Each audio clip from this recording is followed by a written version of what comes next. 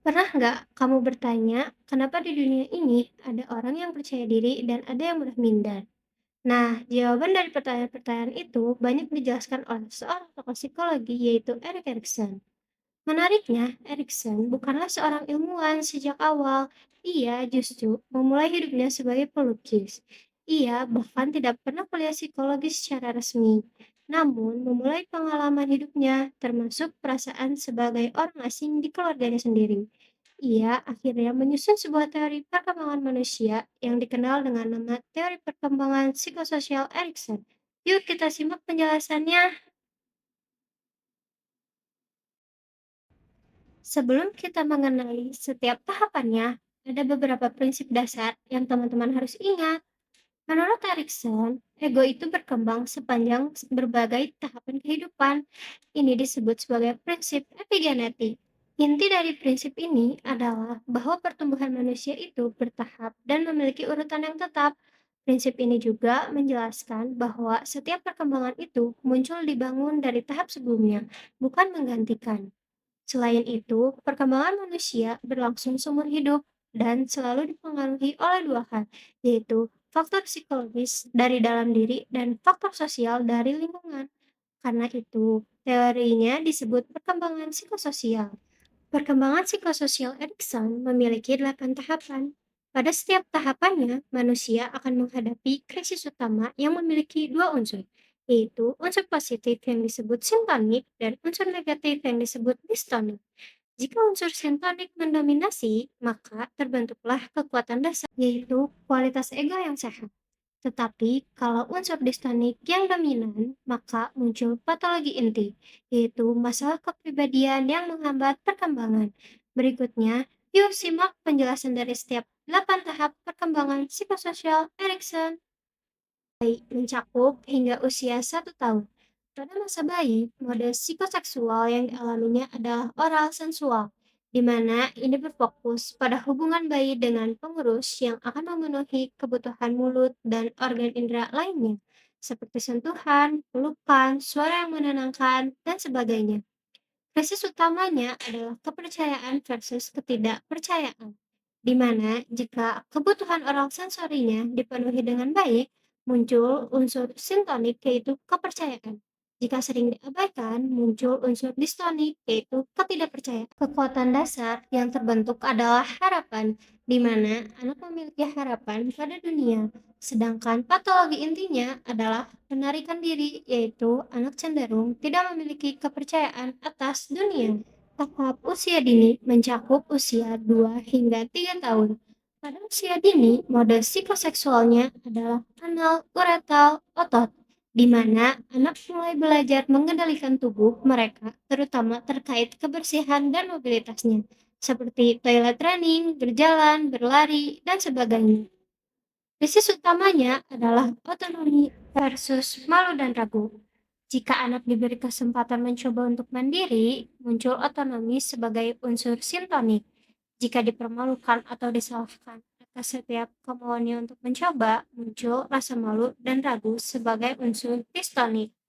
Kekuatan dasar tahap ini adalah kemauan, sehingga anak memiliki kemauan untuk terus belajar. Dan patologi intinya adalah kompulsi, yaitu tingkah laku kaku karena takut salah. Tahap usia bermain mencakup usia 3 hingga 5 tahun. Pada tahap ini, mode psikoseksualnya disebut genital lokomotor, di mana anak menggunakan energi tubuh dan gerak untuk berinisiatif, mencoba hal baru, bermain peran, dan menjelajah lingkungan sosial. Krisisnya adalah inisiatif versus rasa bersalah. Inisiatif tumbuh jika anak diberi kebebasan mencoba. Sebaliknya, larangan berlebihan menimbulkan rasa bersalah. Kekuatan dasar yang terbentuk adalah tujuan, sehingga anak memiliki tujuan atas perilakunya.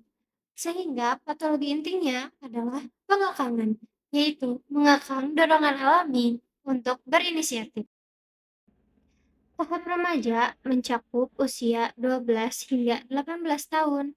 Mode psikoseksualnya adalah genital awal atau pubertas, di mana energi pribadi digunakan untuk mencari identitas, nilai, dan peran sosial, bukan sekadar seksual, tapi mencari jati diri.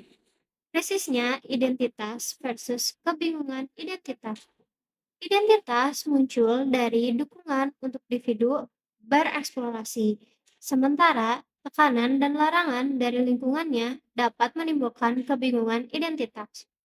Kekuatan dasar yang dapat terbentuk adalah kesetiaan, di mana seseorang dapat setia pada nilai dan keyakinan yang sudah ia tetapkan. Sedangkan patologi intinya adalah penolakan peran yang dapat berbentuk keraguan diri dan pemberontakan. Tahap dewasa muda usia 19 hingga 30 tahun. Mode psikoseksual yang terjadi adalah sosial genital, yaitu ketika dorongan diri individu diarahkan untuk membangun kedekatan emosional dan hubungan intim yang matang dengan orang lain. Krisisnya keintiman versus isolasi. Keintiman terbentuk ketika individu mampu membuka diri dan menyatukan diri dengan orang lain tanpa merasa kehilangan identitas dirinya. Sedangkan ketakutan akan ditolak dan kehilangan identitas diri menimbulkan isolasi.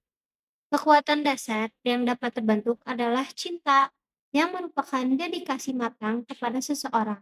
Sedangkan patologi intinya adalah eksklusivitas, yaitu mengesampingkan hal-hal lain untuk mengembangkan identitas diri secara berlebih. Tahap dewasa mencakup usia 31 hingga 60 tahun. Mode psikoseksual pada tahap ini adalah prokreasi, yaitu energi diri digunakan untuk memberi, membimbing, merawat, dan berkontribusi pada generasi setelahnya. Krisis yang terjadi adalah generativitas versus stagnasi. Generativitas berarti peduli pada generasi berikutnya, sedangkan stagnasi berarti hanya fokus pada diri sendiri. Kekuatan dasar tahap ini adalah perawatan, yaitu komitmen seseorang untuk merawat, sedangkan patologi intinya adalah penolakan, yaitu ketidakmauan untuk merawat. Tahap usia tua, usia di atas 60 tahun. Mode psikoseksualnya adalah sensualitas umum, yaitu kemampuan menerima hidup. Krisisnya antara integritas ego versus keputusasaan. Jika menerima kehidupan, muncul integritas. Jika penuh penyesalan, muncul keputusasaan. Kekuatan dasarnya adalah kebijaksanaan, di mana seseorang memiliki kepedulian netral terhadap hidup dan mati. Sedangkan patologi inti tahap ini adalah penghinaan, yaitu merasa hidup tak berarti.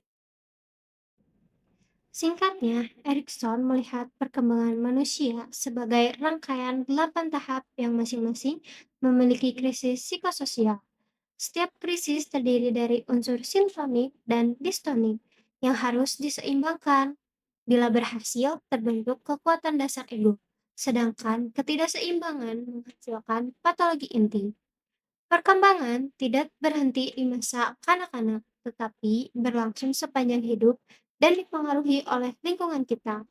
Mulai dari membangun kepercayaan, menemukan identitas, menjalin hubungan intim, hingga mencapai integritas.